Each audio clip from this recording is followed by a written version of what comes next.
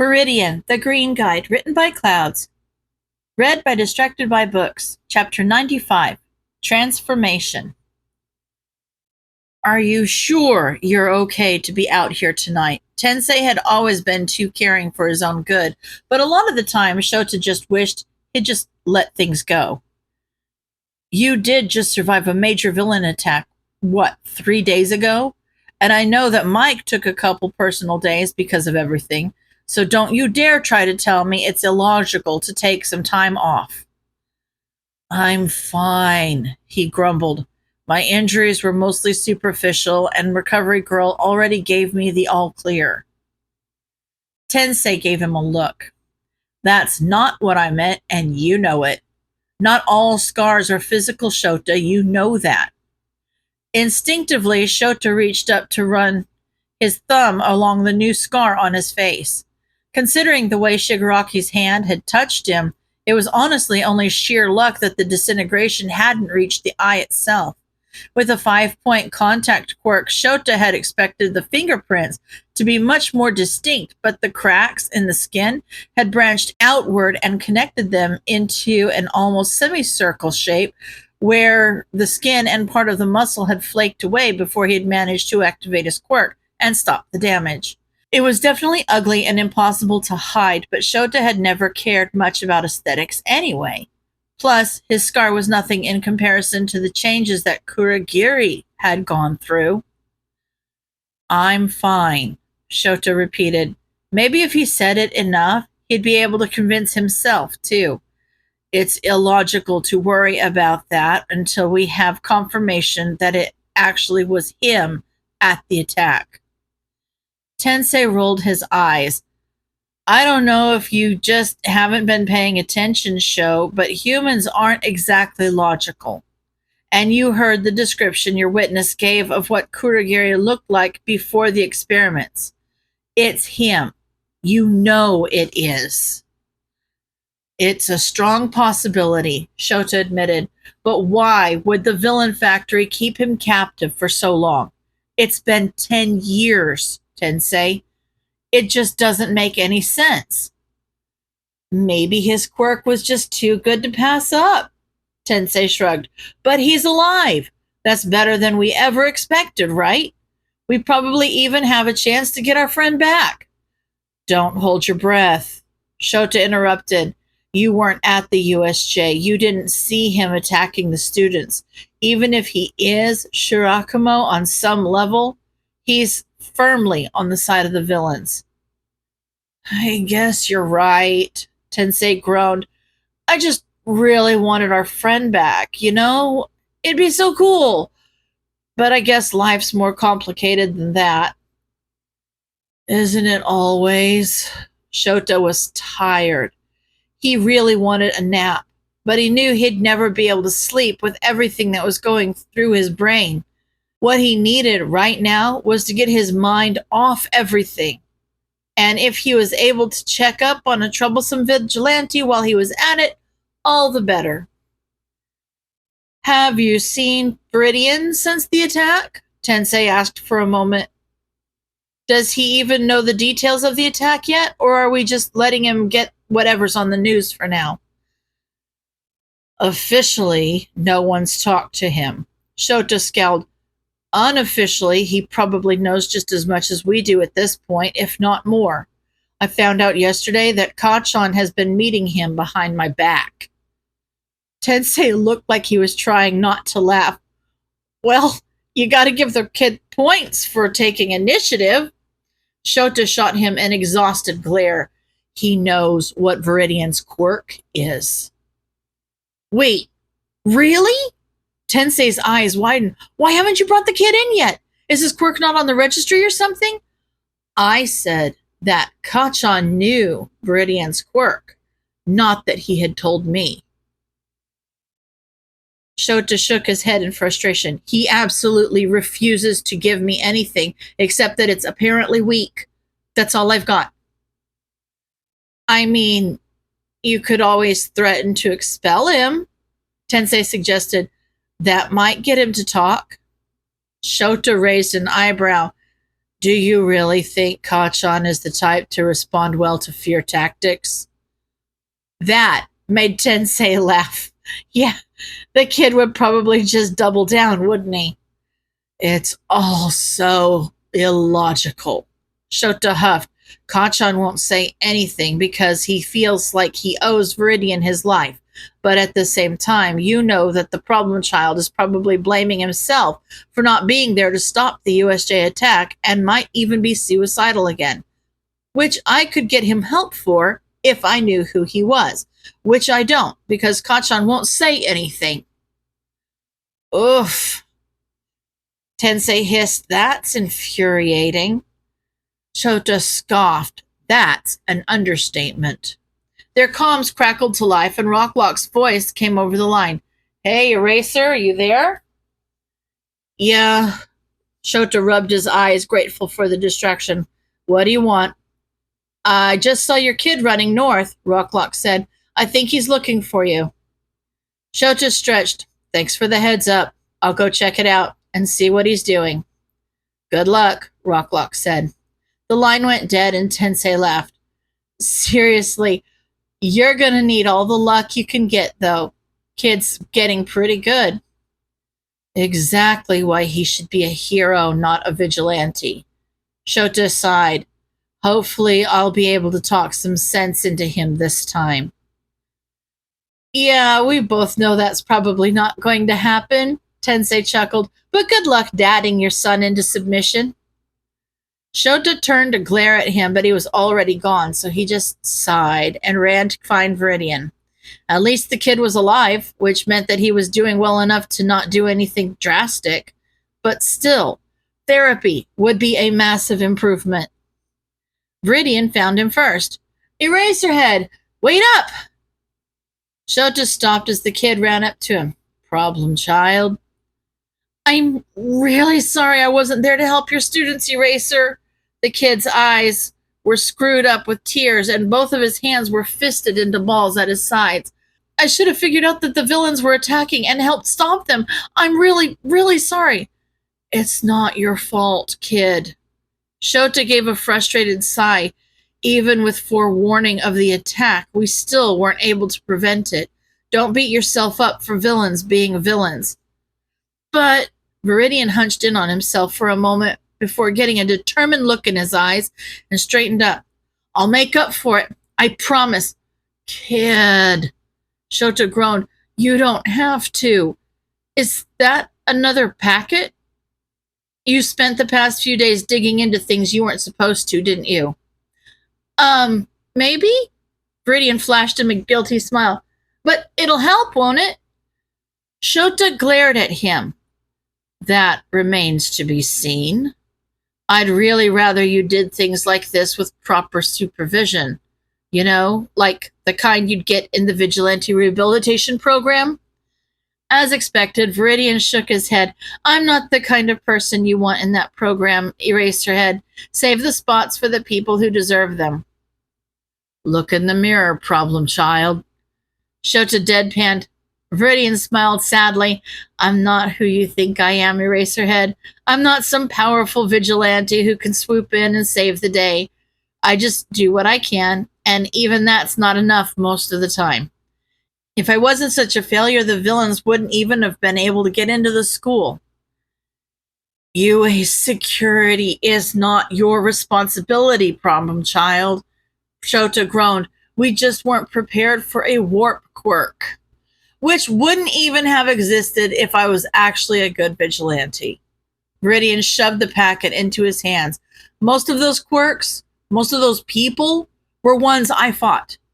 Maybe if I'd caught them sooner before they could show off their quirks, or if I'd known they were targets. Chota gave him a skeptical look and started flipping through the research he'd compiled. Walk me through this, kid. Tell me what I'm looking at. Well, I looked through a lot of missing persons, specifically ones that had been instant villains or had run-ins with the villain factory or trigger in the past. Viridian started, his voice becoming more confident as he slipped into his comfort zone. I found two main ones that could reasonably combine to create something like what you guys saw from Kurogiri at the USJ. Do you remember when I was working virtually? You mean the time you broke your arm and kept doing vigilante work anyway? Shota asked sternly. Yeah, it rings a bell. Viridian winced. Yeah, that time. Well, there was this teleporting villain, right? His quirk, Blink, was vision-based, just like yours. Yeah, he could teleport to anywhere he could see, Shota nodded. But the villain factory didn't have eyes inside UA. But if they combined it with the right quirk, they wouldn't need to. Izuku said, there was this bartender that went missing from Amplifier's patrol area whose quirk lets him see anywhere, just so long as he knew the exact location. If it was combined with Blink, then remote vision would theoretically allow the user to teleport anywhere if they knew the exact location. Shota looked at the sources the kid had compiled about the two quirks he'd mentioned. It checked out. Even if it didn't explain why Shirakumo was needed, if he was needed. The kid had even included a lot of complicated quirk theory that Shota really couldn't make heads or tails out of, but knew that Nezu would have a field day over. This is impressive, kid, but you do realize that would only allow him to warp himself, right? That's where it starts getting a little more complicated. Viridian grimaced.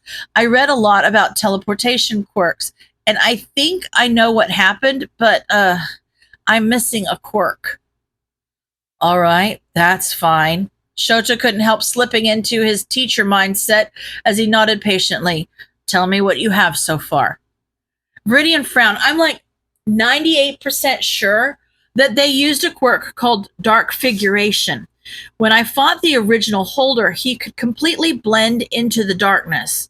I thought it was some sort of darkness-based invisibility, but when I read his file, it said he was actually becoming the darkness, if that makes sense.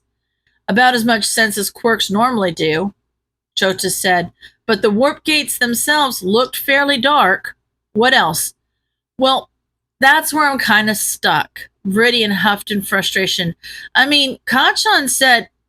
He stopped suddenly with a squeak and stared at Shota with wide eyes, looking almost terrified, and Shota rolled his eyes. I already know that you talked to Kacchan, problem child. Is he going to get in trouble for telling me? Viridian asked softly. He worked really hard to keep everyone safe, so it would really be unfair to punish him for... Shota rubbed the bridge of his nose. He's an informant, problem child. I'm not going to punish him for doing his job. And shouldn't you be worried more about yourself, vigilante? If anyone is going to get in trouble, it's going to be you. Oh, I'm used to that, Viridian said quickly, but I needed to make sure because Kacchan said you're not like other teachers, so you might actually... Anyway, he said the warp gates were kind of like mists. Shota had trouble following that last sentence, especially when Viridian seemed to be trying to censor himself halfway through. Yeah, they were kind of like mists. But what was that you said about me being a teacher? Viridian's eyes widened. What? Well, it's just that, it's really not important. Oh, really? Shota gave a wild grin. Then why are you trying to hide it? Viridian froze like a deer in the headlights, and Shota wanted to cheer. He wasn't quite sure what he'd stumbled across, but it had to be a pretty big clue if the kid was this freaked out. A part of him felt guilty for making the kid so scared, but the other part was screaming for karma from all the heart attacks Viridian had given him. And if this could lead him to the kid's identity... Viridian laughed nervously. You work in education, Eraserhead? You know how hard it is to find good teachers that actually care about the kids and stuff? It's just that I didn't want you to think that I hated all teachers or something like that. That's it. Shota narrowed his eyes and stared at the kid as some things fell into place. Wait, Viridian, have you been abused by teachers in the past? Abused? Viridian waved his hands frantically in front of him. No, nothing like that. They weren't trying to make me feel bad or anything. I don't think. It's just that the other students had a lot more potential, so they were just doing what they thought was right. I don't blame them or anything, and it wasn't abuse. I'm a vigilante, Eraser. I can take care of myself. Shota felt sick. Your teachers ignored your bullies, didn't they? No. Viridian looked almost sad.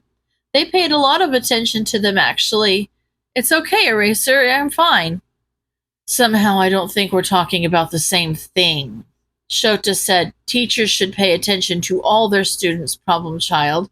If your teachers are ignoring you, then they're not. Viridian said firmly, I don't have those teachers anymore anyway, so it's a non-issue. No, it's not, Shota said incredulously. If your teachers contributed to you being suicidal, I'm not suicidal anymore, Eraser. Viridian cut him off. Like I said, it isn't a big deal, and we're getting distracted. The warp villain basically expanded parts of his body to create the gates, right? You can't just change the subject, Viridian. Shota challenged. Viridian grinned, determination in his eyes as he met the challenge.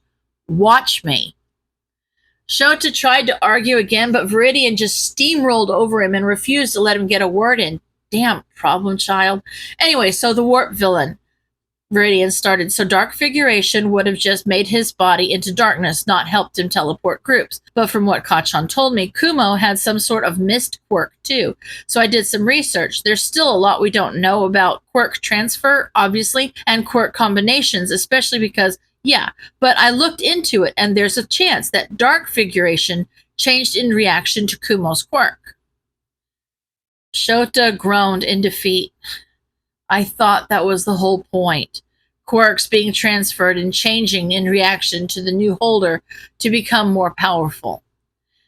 Viridian nodded eagerly. Yeah, so, anyway, Kumo's quirk was mists or clouds or something like that, right? So then, what if, when dark figuration was added, it became cloud figuration? So instead of transforming into darkness, the holder would be able to transform into mist. And then, since the teleporting quirks affect the holder's body, then the mist-like portions of the body would be able to teleport in the same way. Shota said, he couldn't really deny it anymore, could he? He could completely imagine Shirakumo using his clouds as a part of his body, and with the quirks the kid had found, all the puzzle pieces fit together, even if he didn't want them to. How did you even find all this, kid? It seems like you've got it all figured out. Not quite. Viridian had a frustrated pout on his face. I'm missing Kumo's original quirk. I searched the missing persons list 3 times and couldn't find it anywhere. Because he's not registered as missing, Shota sighed. Viridian blinked. What? Shota took a deep breath. Kumo, as Ogawa knew him, was never registered as missing. Why not? Viridian tilted his head in confusion. Do you think he didn't have any family? Someone must have noticed he was gone. Oh, they noticed, Shota muttered darkly. Sorry, it's just... Do you remember when I told you about a friend of mine dying in the line of duty? Viridian nodded in concern. Yeah, you said that, just like me, you threw yourself into fighting to cope after he died. Yeah, well, Shota's mouth was dry, but he pushed through it, forcing himself to admit it out loud. Apparently, he wasn't as dead as we thought. Viridian's eyes got comically wide, and Shota couldn't do anything except laugh, even though it was the last thing he felt like doing at the moment. Yep, you couldn't find him on the missing persons list because Oboro Shirakumo was reported as dead on arrival over 10 years ago. But hey, immortal supervillains can just get away with anything, right? They've got power and connections, so it doesn't matter whose lives they ruin if they get to play their little games. He knew he was losing his head, but as illogical as it was, he didn't want to stop. He shouldn't be this vulnerable in front of a kid. He should be doing this with literally anyone else. Tensei, Mike, Midnight, even Nedzu would probably be a willing shoulder to cry on, but for some reason, no. Shota was breaking down in front of a kid. As he was almost bowled over by Viridian's hug, he couldn't help but wonder if that was because the kid already knew what it was like to be broken. "I'm so sorry." Even though Shota's eyes were just as chronically dry as ever, Viridian was crying enough for both of them as he squeezed tightly. You lost your friend, and now he's different, and you don't know, and you want to save him, and I'm sorry." Shota patted the kid's head for a moment, letting himself sink into the kid's attempts at comfort. He felt tired. He felt tired and angry and sad and so many other things at the moment. But if this dumb, reckless teenager could fight his way through months of depression and self-hatred, then maybe Shota could fight his way through this whole mess. "Does anyone know?" Viridian sniffed and pulled away. "I know you said President Mike was his friend too." "They know," Shota said. "We're all processing." "You guys shouldn't be alone right now," Viridian said stubbornly, tears already drying on his cheeks. "You should go to them." "I am literally in the middle of a patrol right now, problem child." Shota deadpanned. Instead of giving in to his logic, however, the kid just pouted. "If you don't call them, I will. I'll go find a way to hack into the comms right now and send them running to help you."